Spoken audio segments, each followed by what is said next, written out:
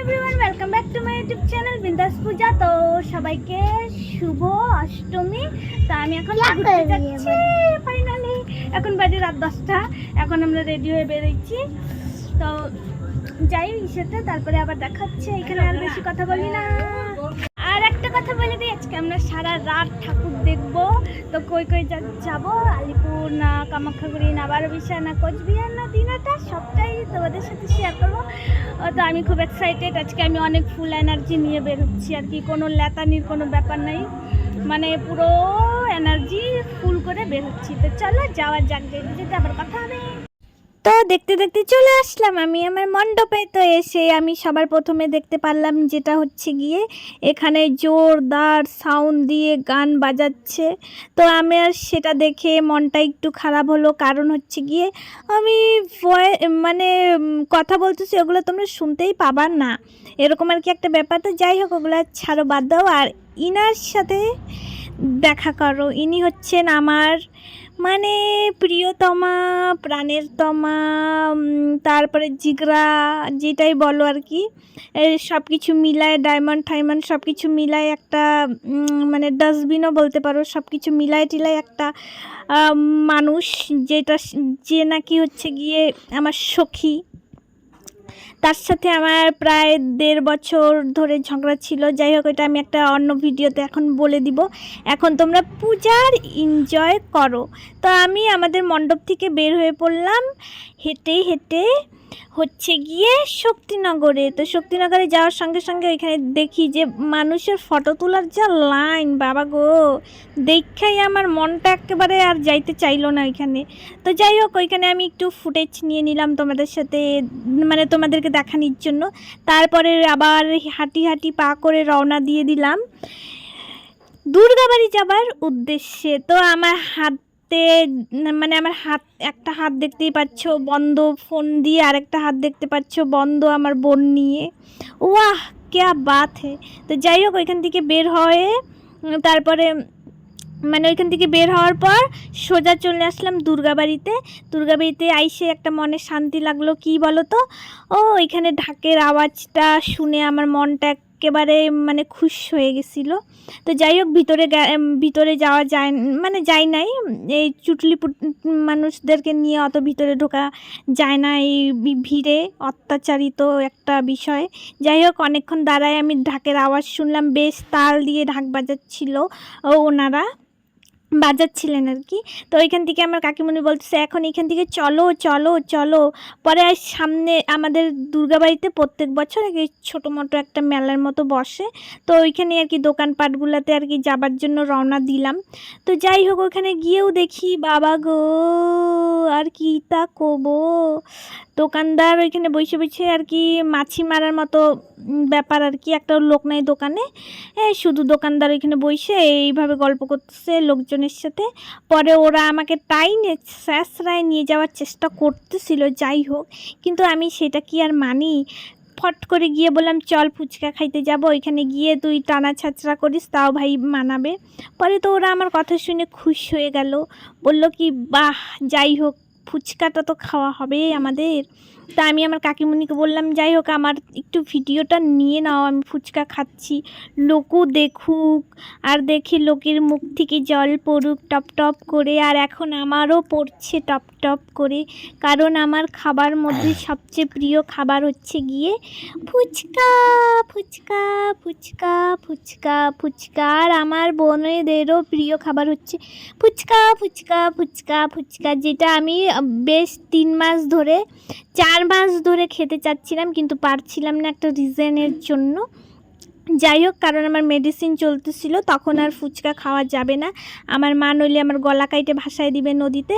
যাই হোক, সেটাই বাকিটা আর ইতিহাসই থাক, ওইটারে আর না খুলি।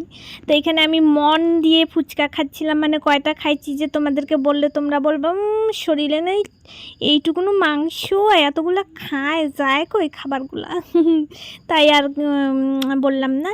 তো আমার খাওয়া শেষ, কিন্তু কিন্তু কিন্তু আমার বোনেদের এখনও খাওয়া শেষ হয় নাই। ওদের মানে কি বলবো, দেখতেই পাচ্ছ তোমরা, মানে দেখতেই পাবা তোমরা কিভাবে ওদের এখনও খাওয়া শেষ হয়নি। ওরা হচ্ছে গিয়ে সেদ্ধ নেয় না, শুধু জল দিয়ে ফাটাফাট মাইরে দেয়। ও শাবাশ, এ না হলো মেরা বেহেন দো বেহেন। তো যাই হোক, ওইখান থেকে ফুচকা খাবার পর কাকু আমাদের জন্য ওয়েট করছিল আইসক্রিম নিয়ে। তো আমরা আর কি পেছনেই চলে গেছিলাম, কাকু আমাদের মণ্ডপে চলে গেছিল আগেই, গিয়ে বসেছিল। পরে ফোন করলো যে হ্যাঁ তোরা কোথায়, আমি আইসক্রিম নিয়ে কখনই চলে আসছি। তো আমি বললাম একটু ফুচকা খাচ্ছিলাম, তো তাই দেরি হলো আর কি। তো আমার হাইটে মানে পায়ের অবস্থা মানে শেষের পথেই, তাও আমি কষ্ট মষ্ট করে স্যাঁচড়ায় হাইটে যাচ্ছি।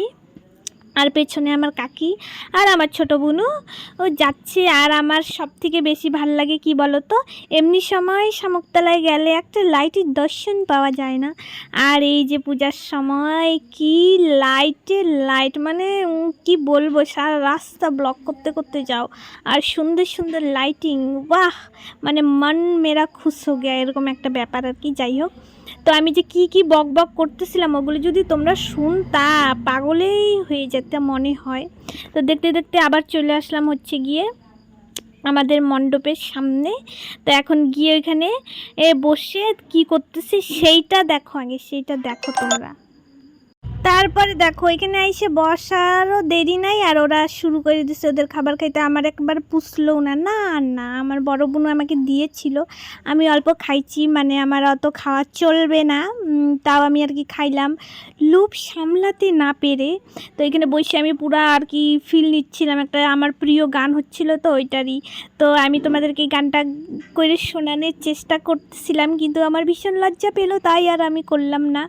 আর এদেরকে দেখো দুই বোনই মনে হচ্ছে রাজত্ব করতেছে, রাজত্ব মনে হচ্ছে রাজপ্রাসাদে ওরাই হচ্ছে রাজরানী। তো যাই হোক, আর ওর মারে দেখো পায়চারি কাটতেছে এদিক সেদিক জলের বোতল নিয়ে। তারপরে চলে আসলো আমাদের ভোগের, মানে ওইখানে পূজার ভোগের প্রসাদ, এত টেস্টি খিচুড়ি আর হচ্ছে ছোলার ঘুগনি, মানে কাবলি ছোলার ঘুগনি। তো যাই হোক, ওরা আইসক্রিম খাচ্ছিলো আর আমি ওইটা একটু প্রসাদ মুখে দিলাম, কারণ হাত ধোয়া ছিল না, আর হাত না ধুয়ে আমি খাইতে পারি না। পরে ওইটা খাইয়ে অল্পটুকু মুখে দিয়ে পরে আমি কাকিমুনিকে দিয়ে দিলাম, বললাম যে বাড়ি নিয়ে যাইতে। বাড়িতে নিয়ে গিয়ে আরামসে, বাইরে ভাই পুরা পায়ের হালত খারাপ হয়ে গেছে না। আর আমি ভিডিও বানাবো নাকি লোকজন দেখবো তা ভাইবেই পাচ্ছিলাম না। যাই হোক, আর কি কমু গো, পুরা হালত খারাপ পায়ের। আমাদের পূজা ঘুরা হয়ে গেল, এই দেখো অবস্থা আমাদের, একজন কোলে করে আসতেছে, একজন আইসক্রিম খাওয়ায় ব্যস্ত। আর আমাদের পায়ের হালতটা একবার জানতে চাও তোমরা, কি আগ্রহ জানার জন্য, তো বলে দিচ্ছি জঘন্য। দেখিতে চলিয়ে আসিলাম গো আমরা আমাদের ব্রিজে। হ্যাঁ, জুতাকে কাম তামাম আবার জুতাকে তাও আমার চেহারার ব্লুটা বেরিয়ে গেছে, দেখো কত সুন্দর লাগছে আমারে দেখতে। মনেই হচ্ছে না আমি আজ রাত্রি 1টা বাজায় দিছি ঘুরতে ঘুরতে, মনেই হচ্ছে না রাত্রি 1টা বাজায় দিছি আমরা। আর এদেরকে ভাবো একবার, একটা রাত্রে টনটনা হেঁটে বেড়াইতেছে, টনটনা করে বেড়াইতেছে দুইজনে, দেখছো, মানে ভাবা যায় এত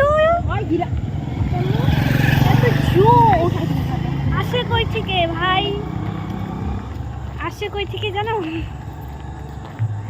হচ্ছে ভগবানের কাছ থেকে। এই যে আমাদের বজরংবলী, জয় শ্রীরাম, জয় শ্রীরাম। চলিয়ে আসিলাম বাড়ির সামনে। তো আমাদের অষ্টমীর ব্লগটা তোমাদের কেমন লাগিল অবশ্যই জানিও। এখন বাজে 1:30, যাই হোক 1:30, তাও এদেরকে দেখছো দৌড়ায় বেড়াচ্ছে, দৌড়ায়, মানে এরকম বাচ্চা দেখছো জন্মে। আর বাচ্চাদেরকে দেখছি আমি 10টার সময় ঘুমাইতে একদম এগুলো ঢুলে পড়ে, আর আমাদের বাচ্চা দেখো দেখো কিভাবে হাইতে আসতেছে, ওই দেখো ও সেই। তো যাই হোক, টাটা, বাই বাই। আবার দেখা হবে কালকে।